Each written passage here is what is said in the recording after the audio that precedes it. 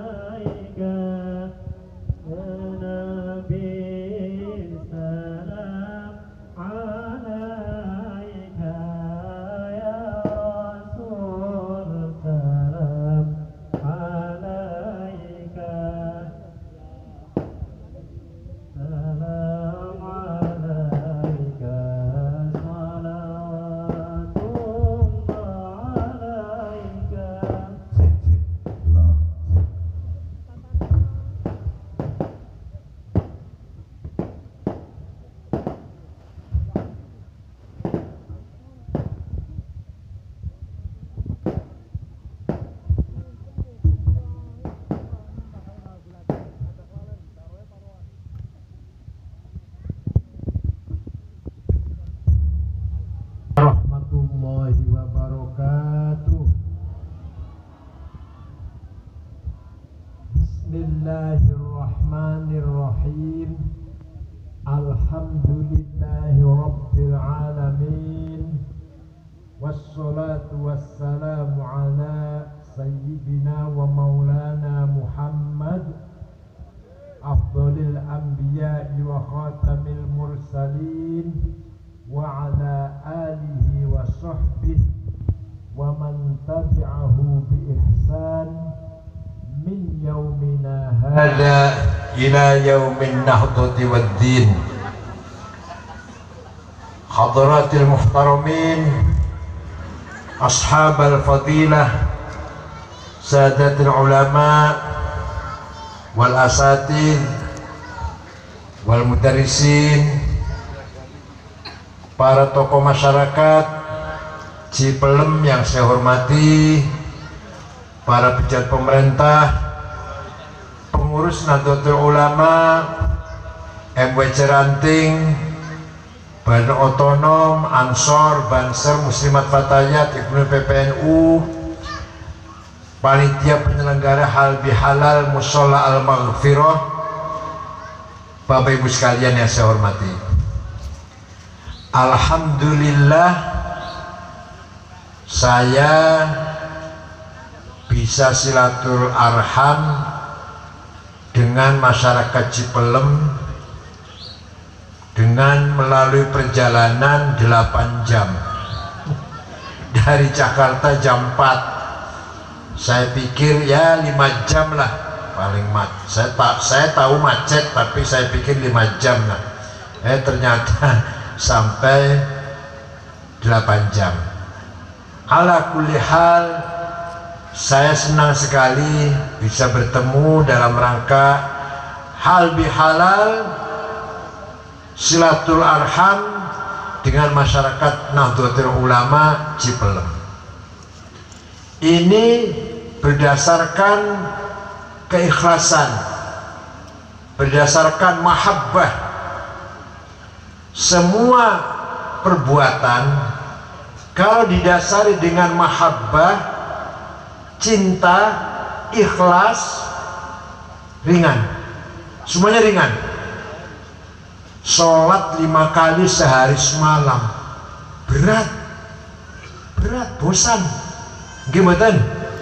Tapi kalau kita betul-betul cinta kepada Allah, ikhlas, akhirnya ikhlas. Kalau udah cinta ikhlas, 5 kali sholat ringan, ditambah qobliyah ba'diyah, ditambah yang sunnah-sunnah, duha, tahajud, ringan. Bagi orang yang sudah merasakan halawatil iman, indahnya iman datang Gusti.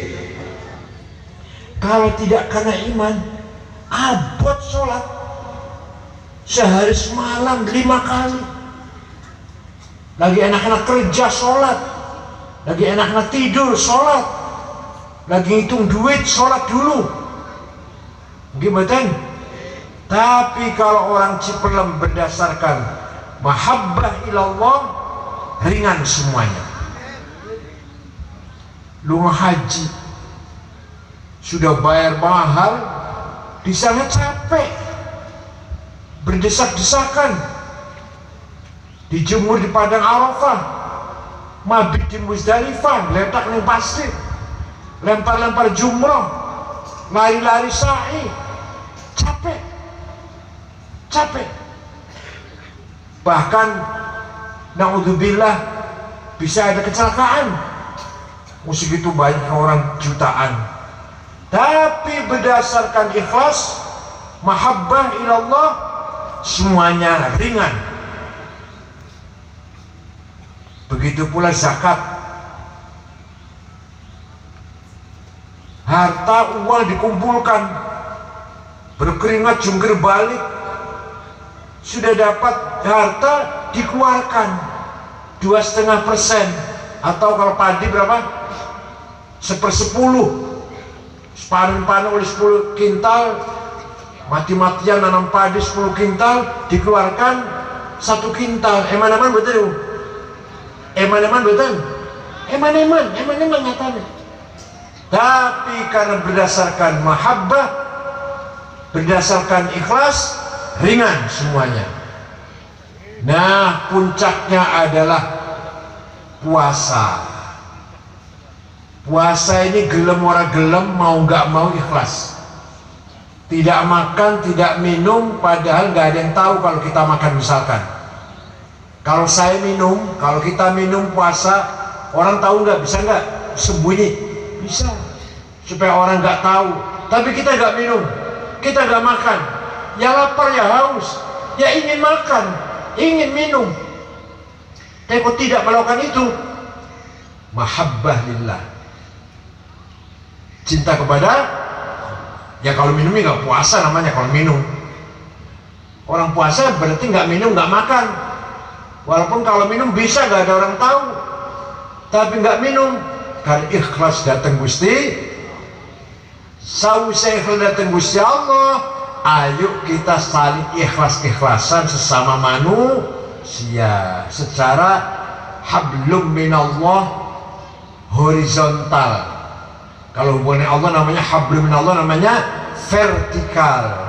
Disempurnakan dengan hal bihalal, saling maafkan, saling ikhlas mengikhlaskan, betul-betul memaafkan, bukan hanya bibir, bukan hanya ya, pengampunan ya wis 0 ya wis 0, betul hanya itu, tapi betul-betul hati memaafkan. Walladzina yasiluna ma amarallahu bihi ayyusal wa yakhshawna rabbahum wa yakhafuna su'al hisab. Saling memaafkan, saling silaturahim. Niatnya apa? Niatnya yakhshawna rabbahum, takut kepada. Jangan sampai kita sesama umat Islam mati membawa ghil, membawa unak-unak, membawa suatu, masih ada dendam, masih ada mangkel, masih ada ingin balas dendam, masih ada nggak enak dengan tetangga, dengan teman. Jangan sampai kita mati masih meninggalkan seperti itu. Kudu mati wis plong, bersih betul. Semuanya karena apa? Khasyah minallah wa yakhafuna su'al hisab, takut nanti hisab di akhirat. Itu niatnya. Jadi silaturahim hal bihalal, badanan di kubu, bukan hanya pamer pakaian anyar, sepeda motor anyar, itu ya iya wis lah, itu ya iya wis, itu kena wis lah, kena pamer, syukuran isun bisa tuku klambi bagus, harus ditampilkan. Wa amma bi ni'mati rabbika fahaddits, tampilkan.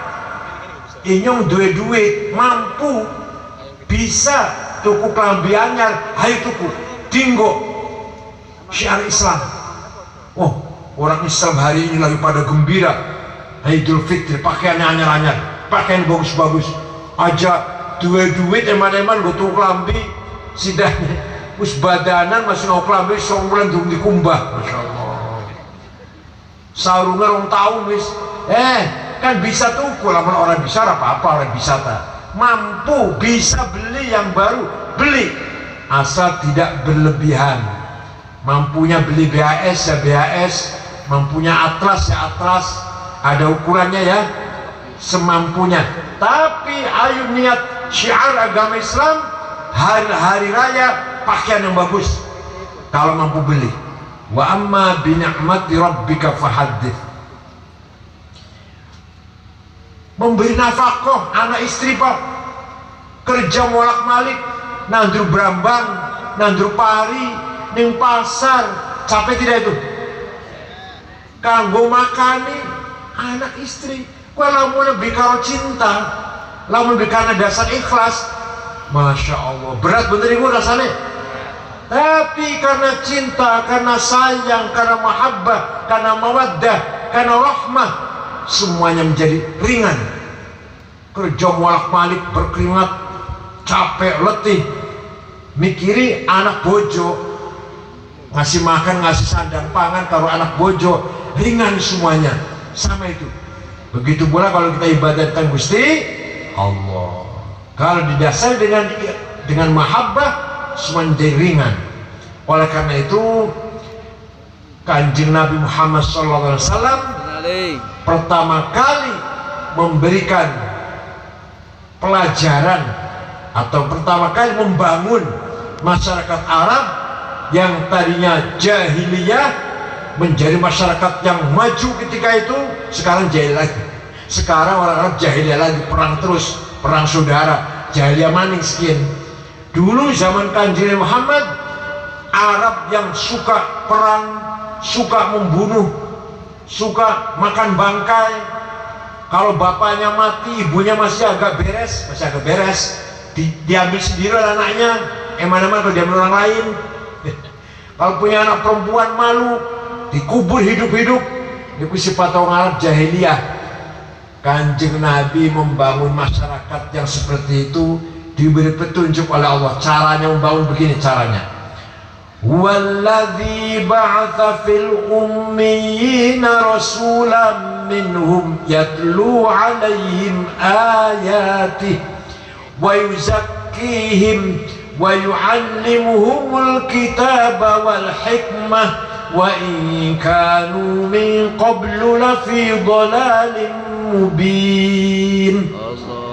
Pertama kali Rasulullah membangun masyarakat Arab sing jahiliyah, ummiyin, buta huruf, dhalalin mubin. Pertama kali yatlu alaihim ayatih, menyampaikan ayat Quran. Oleh karena itu wong Cipelem, wong Islam Cipelem harus bisa baca Quran. Semua orang Islam harus bisa baca. Ngaku wong Islam, apalagi wong NU ngakunya Ahlussunnah wal Jamaah, orang bisa baca Quran. Wah, Islam apa itu? Harus bisa baca Quran. Lagi cilik orang ngaji, ya wis tua ngaji orang apa-apa wis tua belajar orang apa-apa wis aja sini paham betul? Yatlu alim ayat. Orang Islam identitasnya, identitas huwiyah, ciri khas orang Islam adalah tilawatul Quran, bisa baca Quran. Kalau nggak bisa baca Quran, gimana Islamnya itu? Yatlu alim ayat. Pertama, nomor satu Kanjeng Nabi caranya bangun wong Arab bisa baca Quran. Tilawatul Quran.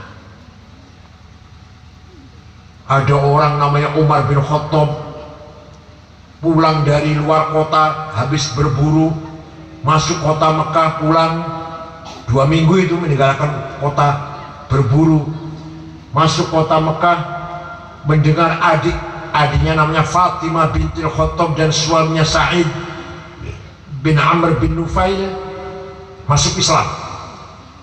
Marah Umar, apa-apaan adik saya ini, saya bunuh. Umar datang ke rumahnya, sebelum ngetok pintu mendengar adiknya Fatimah lagi baca Quran. Toha ma anzalna alaikal qur'ana litashqa illa tadhkiratan liman yakhsha tanzilan mimman khalaqal arda was samawati al-ula ar-rahmanu 'alal 'arsy istawa. Toha, saya turunkan Al-Quran tidak untuk membuat kamu celaka, tapi Al-Quran saya turunkan untuk peringatan bagi orang yang mau mendengarkan. Diturunkan dari Allah yang menciptakan langit dan bumi. Dialah Ar-Rahman al-'arsy istawa. Itu Umar bin Khattab yang tadinya mau nempelengin adiknya gemeter, dredeg mendengar Al-Quran. Jangan gemeter buatan Al-Quran, jangan gemeter buatan ya kurung Al-Quran, malah angob malah. Sayyidina Umar gemeter, yang tadi marah malah jadi meluntruk. Akhirnya pintu diketok, dibuka, kertasnya diambil oleh Umar yang dibaca oleh adiknya itu. Umar pun ikut membaca sambil keringat dingin, gemetar. Selesai membaca, Aina Muhammad al-an, di mana Muhammad sekarang? Oh, Muhammad di sana, di jihad, di rumahnya Al-Arqam bin Abil Arqam. Umar lari, ketok pintu Arqam. Kanjeng Nabi dengan para sahabatnya dalam rumah, dibuka pintu, masuk Jadi sebab masuk Islamnya Sayyidina Umar mendengarkan Al-Qur'an. Banyak sekali cerita seperti ini. Banyak. Prabu Siliwangi, Pangeran Pamanah Rasa mau marah pada Syekh Quro. Syekh Quro itu Hasanuddin namanya, ulama dari Cina, di Rengas Dengklok, Kerawang, mengajarkan Al-Quran. Maka Quro itu Qori asalnya. Di antara muridnya Wadonayu, di antara muridnya Kutilang Kuning Tinggi Langsing. Ini cepet manggil dulu ini cepet manggil bu. Namun swalike akeh swalike. Sing kuning tinggi langsing angel ya swalike tak akeh swalike. Arane Subang Larang, arane anaknya Gede Tapak. Betul sejarah, betul, bukan dongeng kosong, bukan. Prabu Siliwangi Pamanah Rasa sampai ke Rengas Dengklok mendengar suara Subang Larang lagi baca Quran. Yang tadinya mau marah, lemes, malah kelepek-kelepek, jadi cinta pada Subang Larang, ngelamar. Kata Syekh Quro, ya masuk Islam dulu, masuk Islam. Terjadi perkawinan antara Raja Siliwangi